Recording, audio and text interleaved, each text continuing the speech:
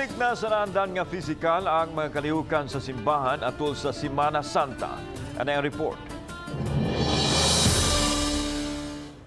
Sa pag-igo sa COVID-19 pandemic, nahunong ang naandan nga nilawas nga dagkong kalihukan sa simbahan atol sa Semana Santa tungod sa kabalaka nga makamugna kini og takod sa virus sa mga tao.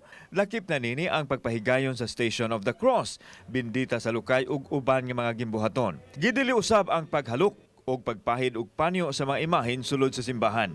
Daghan pang kalihukan nga nahunong og nahimo na lang virtual. Apan karon matud ni Archbishop Jose Palma nga gitugutan na nila ang mga simbahan sa nilawas nga pagpahigayon ini. Back to practically normal, no? Basta yung mga, let's just be careful with the basic yung reminders lang, no? Not too crowded.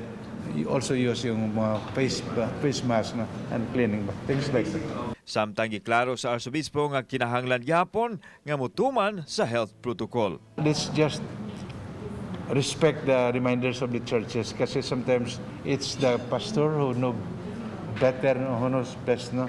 And I would say the basic reminders or protocols. Kauban si Godfrey Lilian, ako si Alan Domingo. Balitang Bisdak.